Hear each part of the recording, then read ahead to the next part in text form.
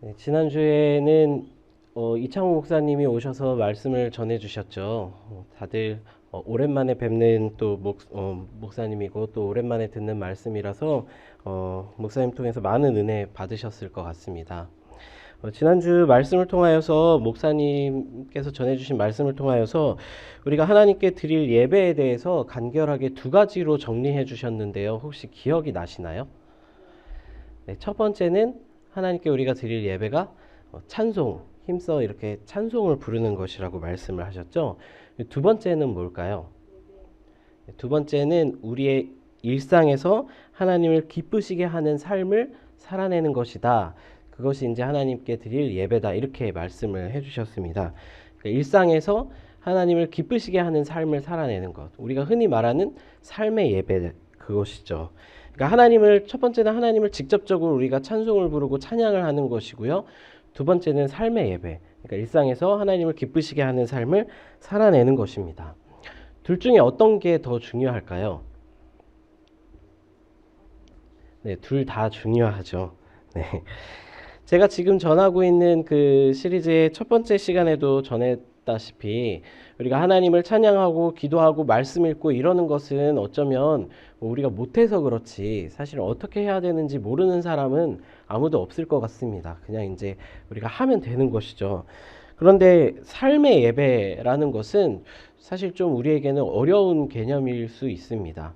삶의 예배라고 하는데 삶의 예배가 도대체 뭔가, 삶에서 어떻게 예배하라는 것인가, 우리에게 사실 그렇게 와닿는 일은 아니죠. 차라리 기도해라, 뭐 찬송 불러라, 말씀 읽어라 이러면 우리에게 좀 쉽게 다가올 텐데 삶에서 예배해라, 삶으로 예배해라 이렇게 얘기하면 우리가 어떻게 예배해야 할지 사실은 잘 와닿지 않기도 합니다.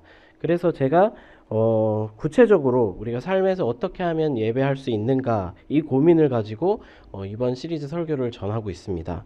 첫째 날은 일하면서 어떻게 하나님을 예배할 수 있는가, 두 번째는 우리가 여가를 통하여서 어떻게 하나님을 예배할 수 있는가를 전했고요. 오늘은 우리의 물질, 소비 생활을 통해서 어떻게 하나님을 예배할 수 있는가에 대한 이야기를 함께 나누려고 합니다. 제가 격주로 이렇게 시리즈 설교를 하다 보니까 이렇게 말씀을 전하기 전에 먼저 이렇게 한번 정리를 해드리고 다 잊어버리셨을까봐 정리를 해드리고 이렇게 시작을 합니다. 성도님들께서는 다들 핸드폰을 가지고 계시죠? 요즘 뭐 핸드폰이 없는 사람이 없습니다. 지금 혹시 쓰고 계시는 핸드폰이 내가 살면서 가졌던 핸드폰 중에서 몇 번째 핸드폰인지 알고 계신가요? 저는 한번 세봤더니 예전에 그 투지폰, 그러니까 인터넷이 안 되는 그 투지폰을 쓸 때부터 따져보니까 한 9번째쯤 되는 그 핸드폰인 것 같더라고요. 근데 이제 그 스마트폰이라고 하는 그 인터넷이 되는 핸드폰으로만 쳐도 벌써 제가 가지고 있는 이 스마트폰이 세 번째 스마트폰입니다. 이거 더 많이 바꾼 사람들도 있죠. 제 주변에도 있고 핸드폰을 더 자주 바꾼 사람도 있습니다.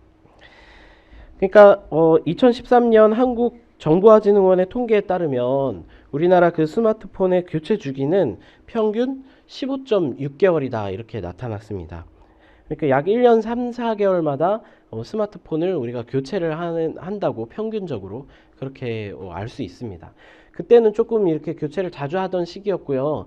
최근 조사 발표에 따르면 좀 교체 주기가 늘어나서 평균 33개월, 그러니까 한 2년 9개월 정도 이렇게 쓴다고 이렇게 나타나 있습니다. 그러니까 우리나라에서는 대략 한 뭐 2년에서 3년 정도면 스마트폰을 한 번씩 교체를 한다 이렇게 평균적으로 그렇게 볼 수 있을 것 같습니다.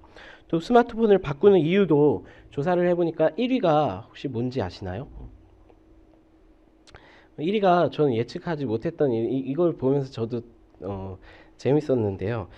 약정이 끝나서 이게 바로 1위였습니다. 보통 2년 정도 되면은 그 스마트폰의 약정 기간이 끝나잖아요. 그러니까 이제 우리가 한 2년 정도가 지나면 당연히 스마트폰을 바꿔야 된다 이렇게 사람들이 흔히 생각을 한다는 것을 알 수가 있습니다. 물론 2년이 지나면은 뭐 다른 이유들 때문에 뭐 배터리가 성능 저하가 나타난다든지 뭐 다른 기기적인 결함이 나타나는 경우도 있지만 정말 고장이 나서 더 이상 스마트폰을 못 쓰게 돼서 스마트폰을 바꾸게 되기보다는 보통 더 최신 성능 좋은 스마트폰을 구매하기 위해서, 그것을 사용하기 위해서 멀쩡한 스마트폰, 아직 사용할 수 있는 스마트폰을 냅두고 우리가 한 2, 3년 정도가 되면 스마트폰을 우리가 바꾸는 그런 우리의 어떤 소비 습관이 있다는 것을 이것을 통해서 우리가 알 수 있죠. 근데 꼭 이게 스마트폰뿐만이겠습니까? 우리의 삶은 계속해서 무언가를 정말 꼭 필요한가라는 것을 묻기도 전에 끊임없이 무언가를 소비하고 또 소비하면서 살아가곤 합니다. 그래서 오늘날의 사회를 소비사회다 이렇게 부르곤 하죠. 오래전에 영국 BBC라는 그 TV에서 방영되었던 자아의 세기라는 프로그램에서는 각 나라의 기업들이 제1차 세계대전이 끝나고 나서 어떤 전략들을 세웠는지에 대해서 다룬 적이 있습니다. 제1차 세계대전이 끝나고 나서 각국의 기업들이 잉여 생산물들이 너무 많이 남는 거예요. 그러니까 생산은 해놨는데 팔리지 않는 그런 창고에 이렇게 쌓아둔 그런 물건들이 많아지기 시작하니까 이걸 어떻게 처리해야 되나 고민에 빠지기 시작했습니다. 그래서 각 전문가들을 불러놓고 이걸 어떻게 해야 하나 하니까 이 기업들이 프로이트의 심리학에서 해답을 얻었다고 해요. 이 사람들이 당면한 문제는 자신들이 소유한 물건에 만족해서 사람들이 자기들이 이미 소유하고 있는 물건에 만족해서 새롭게 구매를 하지 않는다면 이 공장과 기업들이 문을 닫을 것이다. 이런 위기의식을 느끼고 당시의 전문가들은 기존에 사람들이 쓰고 있던 물건들이 고장나거나 쓰지 못하게 되지 않아도 새로운 것을 찾도록 사람들의 그 구매 욕구를 자극해야 된다. 이것을 이제 첫 번째 과제로 삼았습니다. 그래서 사람들이 필요에 따라서 물건을 구매하는 것이 아니라 욕망에 따라서 물건을 구매하게 만들어라. 이것이 이 사람들의 전략이었죠. 그 방법으로 프로이트의 심리학을 이용해서 지금 내가 가지고 있는 물건이나 소유에 대해서 계속해서 불만족하게 만들어야 한다. 결핍이 있다고 느끼도록 만들어야 한다. 기존의 삶에 내가 가지지 못한 것에 더욱 집중하게 만들어야 한다. 이것이 이 당시의 기업들의 첫 번째 전략이었습니다. 그때부터 기업에서 적극적으로 자신의 기업을 이제 홍보하기 시작하면서 그 광고 전략으로 최대한 사람들의 불만족들을 자극하기 시작했습니다. 최고로 멋진 차, 최신의 기계, 최고의 호텔, 최고의 식사, 더 좋은 외모와 같은 이런 것들을 소유해야만 너는 다른 사람들과 같이 행복해질 수 있어. 너 이런 것이 없어?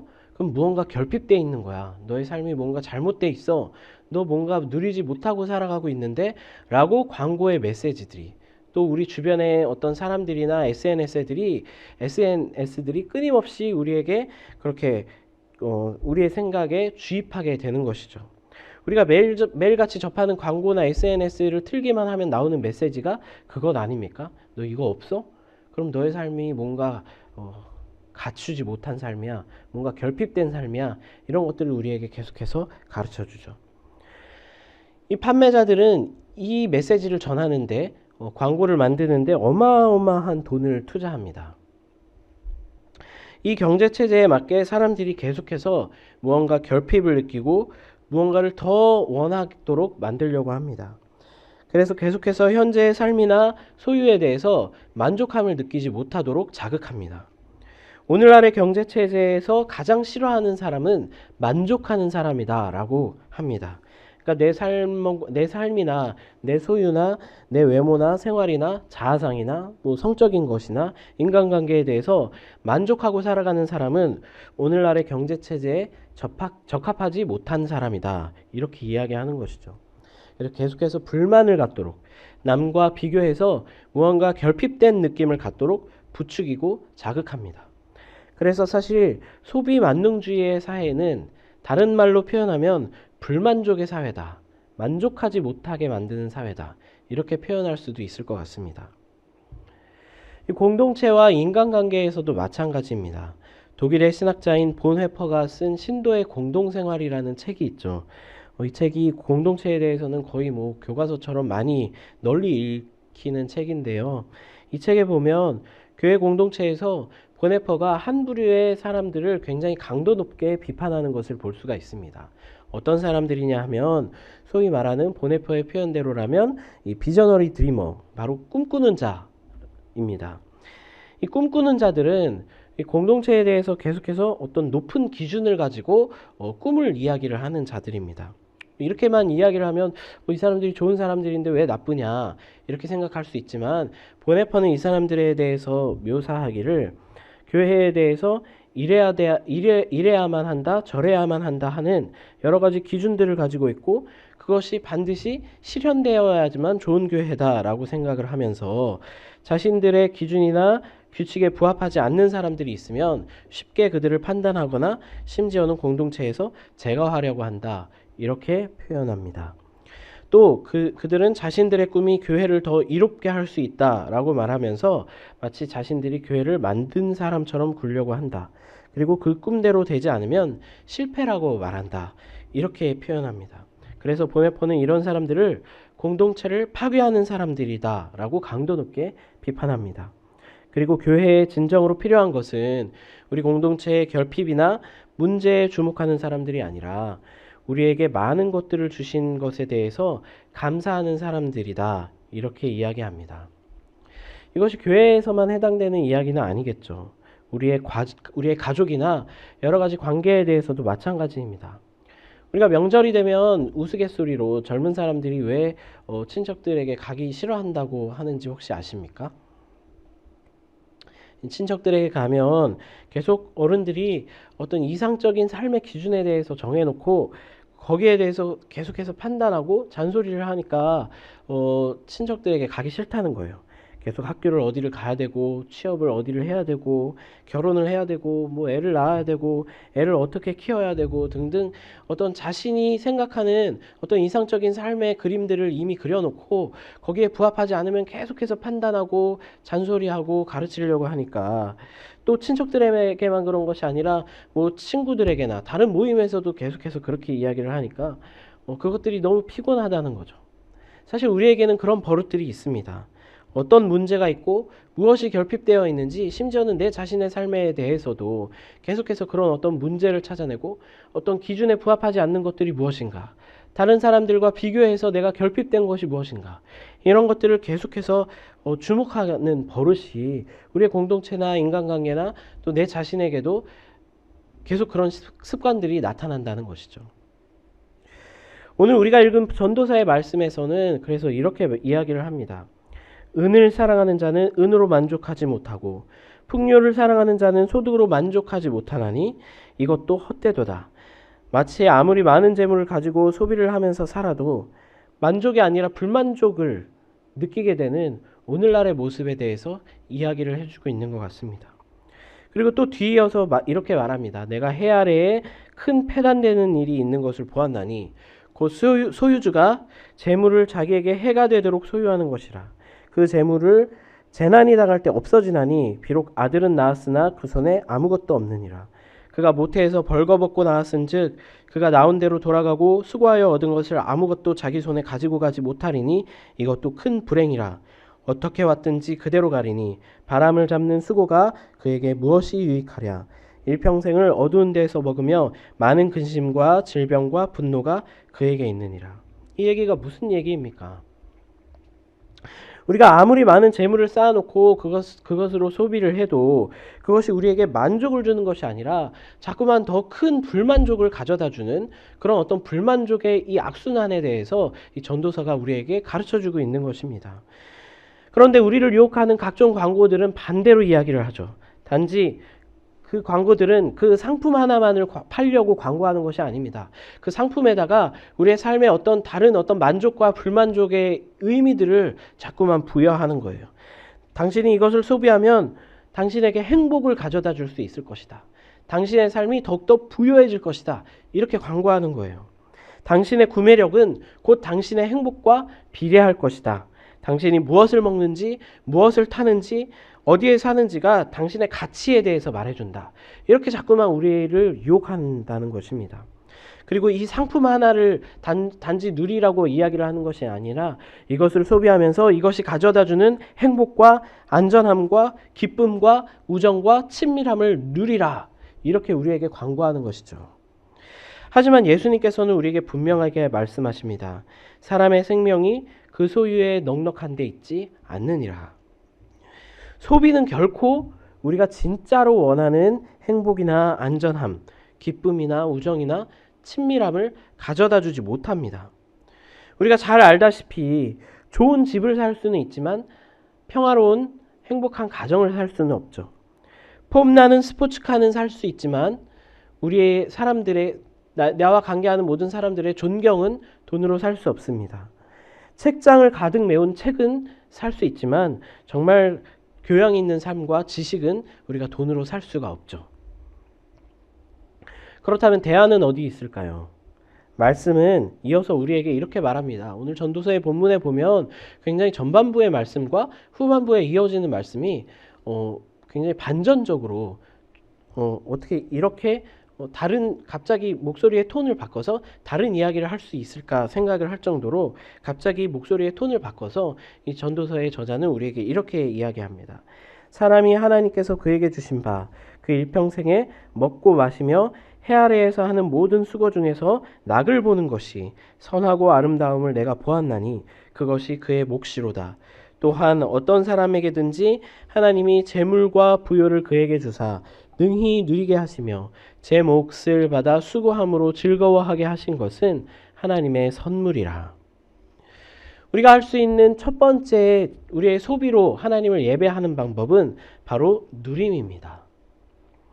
이 누림은 우리에게 없는 것에 주목하는 것이 아니라 우리가 가진 것에 주목하게 만드는 방법입니다. 누림은 우리의 불만족과 결핍에 집중하는 우리의 관점을 하나님께서 우리에게 베풀어 주신 이 선물에 더욱더 집중하게 만드는 것입니다. 그것은 우리가 가진 불만족의 이 악순환의 고리를 깨뜨리게 되어 있습니다. 그리고 감사와 예배로 나아가게 만듭니다. 우리에게 가진 것들을 누리고 감사하는 것이야말로 우리가 하나님께 드릴 수 있는 최고의 예배입니다. 시편 69편 30절과 31절에 보면 이런 말씀이 있습니다. 내가 노래로 하나님의 이름을 찬송하며 감사함으로 하나님을 위대하시다 하리니 이것이 곧 뿔과 굽이 있는 황소를 드림보다 여호와를 더욱 기쁘시게 함이 될 것이니라. 우리가 소비 사회를 살아가면서 생기는 문제를 해결하는 방법은 소비 자체를 거부하는 것이 아닙니다. 사실 소비하지 않고는 살아갈 수 없죠. 하지만 이 끊임없는 불만족의 이 악순환의 고리 속에 우리를 밀어넣는 것을 거부하는 방법은 바로 누리는 것. 우리가 누리는 것에 대해서 감사하는 것. 그것이 하나님을 향한 예배로 우리를 나아가게 만듭니다. 그것이 우리가 할 수 있는 삶의 예배입니다. 누리는 것이 뭔가요? 이 T.C. 해리슨 워런이라는 미국의 목회자가 쓴 오늘이라는 예배라는 책이 있습니다. 그 책에서 누림이라는 것에 대해서 구체적으로 이렇게 말합니다. 좋은 책을 읽으며 욕조에 몸을 담그는 것, 양철 지붕 위로 세차게 떨어지는 빗소리, 조용한 산책, 창가의 고양이, 피부가 닿는 햇살의 느낌, 잘 익은 아보카도, 기타 튕기는 소리, 커피에서 나오는 살짝 씁쓸한 맛, 머그잔 안에서 잔물결을 일으키는 차, 얼굴에 와닿는 따뜻한 온기 등 이런 것들을 속에서 우리는 하나님께 이렇게 응답합니다. 하나님, 하나님의 창조는 정말로 좋습니다. 참 좋습니다. 그리고 그는 그리스도인들이 하나님께서 베푸신 선물을 즐기는 사람들이다. 이렇게 이야기를 하고 또 그리스도인의 예배에 대해서 하나님께서 선물로 주신 오늘 하루를 진정으로 누리고 감사하는 것이 예배다. 이렇게 이야기를 합니다. 우리의 식사 하나만을 봐도 그렇습니다. 우리가 식사하기 전에 식사 기도를 하잖아요. 식사 기도 하시잖아요. 보통 뭐라고 기도하십니까? 주로 이렇게 대표 기도를 식사 기도를 하는 것을 들어보면 대부분 이런 기도를 합니다. 하나님 감사합니다. 이 음식을 먹고 힘을 내서 주님의 일 더 잘하고 맡은 것 충성하게 해주세요. 또 이것 먹고 건강하게 해주세요. 이건 또 기도하고 밥을 사시는 분이 있으면 이 대접을 통해서 이분 복 받게 해주세요. 이런 기도들을 보통 식사 기도 때 합니다. 근데 이제 영성훈련들을 하는 사람들이 즐겨보는 초기 기독교의 켈틱 영성의 식사 기도를 보면 오늘날의 식사 기도와는 굉장히 다른 내용의 기도를 한다는 것을 알 수가 있습니다. 제가 한 부분만 옮겨서 소개를 시켜드리면 이런 내용으로 기도를 합니다. 땅의 열매를 복되게 하소서. 농부의 손을 복되게 하소서. 이 음식의 감촉과 빛깔과 향내를 복되게 하소서. 설거지와 청소하는 모두를 복되게 하소서. 축복합니다. 축복합니다. 축복합니다. 모든 식탁에 계신 그리스도, 내 곁에 계시고 내 뒤에도 계시고 내 주변에 계시네. 또 이 빵을 나눔 속에도 계시네. 이것이 이 초기 켈틱 영성의 기도문이었습니다. 얼마나 이 식탁 자체를 충실하게 누리는 기도입니까? 오늘날로 예를 들면 식사 기도를 이렇게 하는 것이죠. 이 고기에 맛깔나는 육즙과 고기 굽는 소리를 복되게 하소서. 이 식사를 준비한 주방장의 부지런한 손길과 반찬을 나르는 이 식당 아주머니의 손을 복되게 하소서. 우리의 입안에서 씹히는 밥알의 달콤함을 복되게 하소서. 이 찌개 한 숟갈의 향기와 맛 가운데 주님께서 계십니다. 얼마나 이 식사를 누리면서 즐거워하는 기도입니까? 저도 사실 예전부터 이런 식으로 식사 기도를 한번 해보고 싶었는데 다 같이 사람들이 있을 때는 너무 오글거려서 잘 못하겠더라고요. 용기 있으신 분들이 한번 이렇게 기도해 주시면 좋겠습니다. 근데 이렇게 기도할 뿐만 아니라 실제로 영성가들은 이 식사를 먹으면서 단순히 이렇게 기도만 하는 것이 아니라 정말로 이 식탁을 누렸던 것이죠. 이 식탁이 있게 한 모든 농부의 손길부터 시작해가지고 이 식탁을 대접하는 이 식당 주방장도 축복을 하고 뭐 이 식당의 주인과 이 식당 종업원들을 막 축복하면서 이 음식들을 축복하면서 막 이 식탁을 잔치처럼 정말 기쁘게 누렸다는 것을 알 수가 있습니다. 이것이 밥 한 끼를 소비하면서 할 수 있는 그리스도인들의 예배입니다. 밥뿐이겠습니까? 우리가 옷을 사서 입을 때도 그렇게 기도할 수 있죠. 또 여행을 할 때도, 또 자녀들을 학교를 보낼 때도, 공부를 할 때도 그렇게, 또 장을 볼 때도 우리는 이렇게 기도를 할 수 있습니다. 기도할 뿐만 아니라 이렇게 우리는 충분히 누릴 수 있는 거죠. 전자기기 하나만을 사서 쓸 때도 이렇게 기도할 수 있습니다. 하나님, 이 핸드폰을 복되게 하소서. 하나님 참 좋으신 분입니다. 이런 과학기술과 지식을 만드신 하나님, 참 찬양을 받으실 만한 분입니다. 이런 것들을 연구하는 연구원들의 노력을 복되게 하시고, 이것들을 만들고 판매하는 기업들을 또 복되게 하시고, 이 핸드폰으로 통화하는 주고받는 모든 연락들을 복되게 하소서. 이것들을 통해서 내가 연락하는 모든 사람들을 복되게 하소서. 이렇게 우리는 모든 우리가 소비하고 누리는 가운데 참 복되다, 참 좋다, 참 아름답다, 이렇게 외치면서 누릴 때 우리는 하나님을 진짜로 예배할 수가 있다는 것입니다. 그런데 우리의 소비 생활 중에서 기억해야 할 예배는 한 가지가 더 있습니다. 이것이 있어야 우리의 누림이 무절제한 쾌락으로 내달리지 않게 해줄 수가 있습니다. 이것이 우리의 누림과 더불어 우리의 예배를 완성시켜주는 것입니다. 이것이 무엇일까요? 바로 나눔입니다.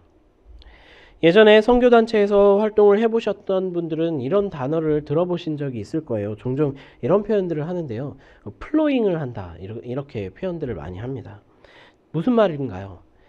직역을 하면 흘려보내다, 이런 뜻입니다. 하나님께서 나에게 주신 재정이나 소유를 나의 울타리 안에 가두어두지 않고 계속해서 다른 사람들에게 흘려보낸다, 이런 뜻입니다. 그러니까 우리가 막 기도를 하다가 어떤 주변에 뭔가 어떤 사람들의 어려움이나 필요가 생각이 나면 그것을 내가 가진 소유를 전달해주고 흘려보내주는 이런 전통이 선교단체에 있었습니다. 꼭 선교단체뿐만 아니라 예전에 많은 교회들이 가지고 있었던 사실 좋은 전통이고 문화죠. 내가 가지고 있는 재정이나 소유가 나를 위해서만 소비해야 될 것들이 아니라 필요에 따라서 주변에 어떤 필요한 사람들을 위해서 내가 흘려보내 주어야, 그 사람들이 사용하도록 내가 흘려보내 주어야 할, 하나님께서 나에게 그렇게 하도록 맡겨주신 재정이고 소유라는 것을 믿음으로 고백하는 것입니다. 다만 나는 그저 그것을 관리하는 청지기일 뿐이라고 생각을 하는 것이죠. 오늘 우리가 함께 읽은 누가복음 12장의 말씀에 바로 그 이야기가 나옵니다. 그리고 얼마 전에 성석한 목사님께서 오셔서 전해주신 말씀을 통해서도 이 초대교회가 이런 전통이 있었음을 우리가 함께 들었죠. 우리가 가진 소유가 하나님의 것이고 하나님께서 주신 선물이라는 것을 우리가 충분히 누린다면 우리는 그 다음 스텝으로 나눔을 생각하게 됩니다. 우리의 것을 나만을 위해서 누리고 소비하는 것이 아니라 나는 하나님의 청직이 된 사람이고 전도서의 말씀처럼 아무것도 없이 빈손으로 왔다가 하나님께서 주신 삶을 잘 누리고 또 주변의 필요에 따라서 잘 나누어 주는 삶을 살아야 한다고 고백을 하는 것이죠. 그렇다면 우리가 우리의 것을 나누는 방법에는 어떤 것들이 있을까요? 여러 가지가 있겠지만 먼저 헌금이 있을 것입니다. 헌금은 가장 직접적인 예배의 방법이고 그리고 가장 큰 하나님에 대한 믿음의 고백입니다. 헌금이 정말 중요하고 의미 있는 이유는 우리가 다른 나눔들은 어느 정도 내 이름이 걸려 있고 내가 내 공이 들어가 있잖아요. 내가 생색을 낼 수도 있고 혹은 내가 어떤 대가나 보답을 바라고 할 수도 있을 것입니다. 그런데 헌금은 뭔가요? 그냥 어디에 사용되는지 내 이름이 들어가 있지 않아요. 한번 내면 그걸로 끝이죠. 그것이 사용될 때마다 내가 낸 헌금이야 이렇게 생색을 낼 수가 없습니다. 어디에 사용되는지 내 의지를 내 의도대로 사용해 주세요 이렇게 이야기를 할 수 없이 그냥 이것은 하나님께 드리는 것입니다 하고 내가 손을 털어버려야 되는 것이 헌금이죠. 그러니까 이것은 굉장히 큰 믿음의 고백입니다. 게다가 헌금은 우리가 지금 이 공동체에서 받은 어떤 행복과 누림, 은혜들이 많다는 것을 우리가 고백하고 감사하는 행위입니다. 이 교회에 헌금을 함으로써 우리가 이 교회에 대해서 여러 가지 결핍이나 또 불만족에 대해서 느끼는 것들도 있겠지만 기본적으로 내가 이 교회를 통해서 누리고 받은 것이 참 많다. 이 교회에서 받은 은혜가 참 많다. 지금도 이 교회에서 이렇게 함께 예배할 수 있고 많은 관계들 속에서 누릴 수 있는 것이 너무나 감사하다라는 것을 헌금을 통해서 표현하는 것입니다. 또 교회에 대한 책임감도 굉장히 중요하겠죠. 우리는 교회를 또 하나의 가족이다 이렇게 표현을 하잖아요. 가족은 뭡니까? 경제적으로 수입이 없거나 경제적으로 수입이 적은 가족들이 있으면 그 가족은 적게 사용하고 경제적으로 또 돈을 많이 벌어오는 사람이 있으면 그 가족은 많이 사용하고 이런 것이 가족입니까? 그렇지 않죠. 수입이 없거나 적게 벌어오는 사람도 때로는 한 푼도 집에 한 푼도 안 불어오는 아이들이 더 많이 그 가게의 재정을 축내는 이런 것이 사실은 가족들 아닙니까? 정말 우리가 이 교회 공동체를 가족이라고 생각한다면 이 가족의 어떤 수입이 적거나 수입이 없는 어떤 공동체를 부양할 책임이 있다는 것이죠. 게다가 우리는 또 섬기는 교회라고 이름을 지어놨잖아요. 그래서 교회 외부에 우리가 30%를 흘려보내는 것을 목표로 하고 있습니다. 사실 이것은 쉽지 않은 목표입니다. 우리가 교회 돈이라고 해서 30%라는 그 퍼센테이지가 감이 안 오실지 모르겠지만 우리가 가계 예산을 한번 생각을 해봅시다. 우리가 한 달 동안 혹은 1년 동안 쓰는 이 가계의 재정 중에서 우리가 30%를 밖으로 헌금이나 다른 사람들에게 기부하는 것으로 흘려보낸다. 이렇게 생각을 하면 사실 엄청나게 쉽지 않은 일이죠. 11조도 만만치 않은데 30%는 사실 진짜로 만만치 않은 일입니다. 그런데 사실 우리가 교회 예산의 30%를 외부로 쓰겠다라고 결정을 하고 그런 각오를 한다면 그 교회의 구성원들도 각자 자신들의 수입이나 가정의 예산의 30% 정도를 헌금으로 낼 수 있다. 이런 각오를 하면 사실 쉽게 이게 가능해지겠죠. 사실 그런데 현실적으로는 그렇다면 각자의 생계나 가계나 이런 형편이 도저히 감당이 안 되잖아요. 그러니까 우리는 적어도 11조나 또는 각자의 믿음의 분량만큼으로라도 우리가 강요를 할 수는 없지만 이 교회라는 가족들을 부양하기 위해서 또 이 교회의 공동체의 책임을 함께 나누어지기 위해서 믿음으로 드리는 헌금이 필요하다는 것입니다. 또 헌금 외에도 여러 가지 플로잉 나눔의 방법들이 많이 있습니다. 아까 말씀드렸다시피 직접 내가 필요한 사람에게 재정이나 소유를 전달하는 방법도 있고요. 또 카풀을 한다거나 식사를 대접한다거나 집을 오픈해서 다른 사람들과 함께 교제한다거나 또 책을 돌려서 읽는다거나 하는 등 우리가 가진 어떤 물건이나 소유를 나만 혼자서 쓰는 것이 아니라 필요한 사람들과 나누어 쓰는 방법도 있을 수 있겠죠. 물론 이때 주의할 점이 있습니다. 누가복음 14장에서는 예수님께서 이런 말씀을 하십니다. 또 자기를 청한 자들에게 이르시되 내가 점심이나 저녁이나 베풀거든 벗이나 형제나 친척이나 부한 이웃을 청하지 말라. 내 친구, 내 형제나 어떤 부한 이웃을 청하지 말라는 거예요. 왜냐하면 두렵건대 그 사람들이 너를 도로 청하여 내게 갚음이 될까 하노라. 그 사람들이 나를 다시 청해서 내가 대접한 것에 대해서 다시 나에게 갚아주는 것이 오히려 두렵다는 거예요. 이상한 이야기죠. 차라리 가난한 자들과 몸 불편한 자들과 저는 자들과 맹인들을 청하라.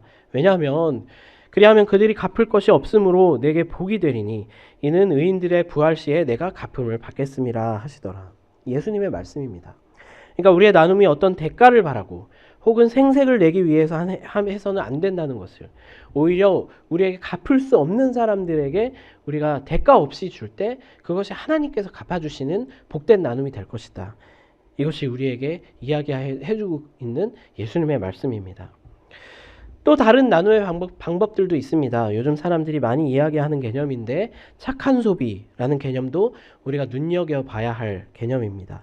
우리가 그냥 소비를 하더라도 혹시 제3세계 국가나 아이들의 노동력을 부당하게 착취하거나 또 환경을 오염시키는 그런 경제활동에 우리가 동참하는 것이 아닌지 우리가 잘 살펴보고, 가능하면 사회에 다시 한번 환원이 되거나 공정한 공정거래를 하거나 아니면 환경을 되살리는 일들, 또는 우리 주변의 지역 경제나 지역 골목 상권을 살리는 일에 가능하면 우리의 소비를 할 수 없을까, 이런 것들을 우리가 고민하면서 소비하는 것도 귀한 나눔의 한 방법입니다.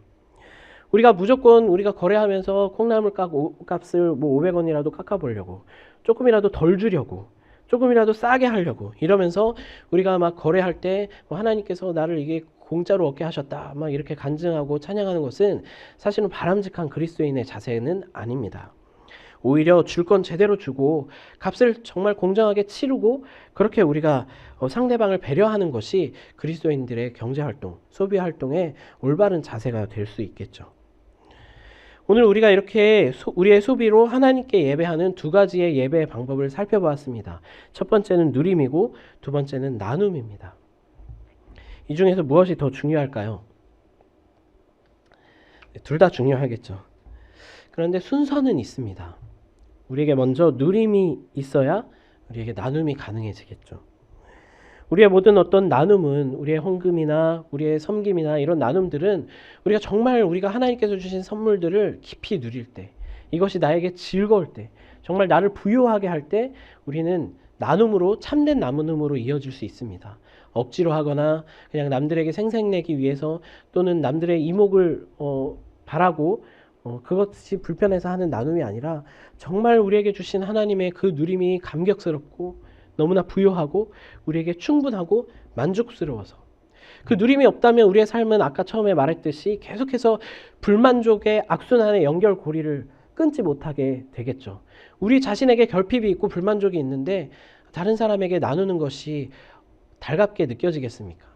하지만 우리의 삶이 얼마나 부유하고 만족스러울 수 있는지, 우리의 삶에 만족이 있다면 자연스럽게 감사를 표현하게 되고, 그것은 어떤 헌금이라든지 다른 사람들에게 흘려보내는 그런 나눔으로 이어질 수가 있습니다. 물론 우리가 그런 어떤 누림이 없을 고달픈 순간 가운데에서도 다른 사람들에게 나누는 것이 복된 일이죠. 그것도 값지지만 하나님께서는 먼저 우리 자신이 하나님께서 우리에게 주신 그 삶으로서의 선물을 잘 누리기를 원하고 계십니다.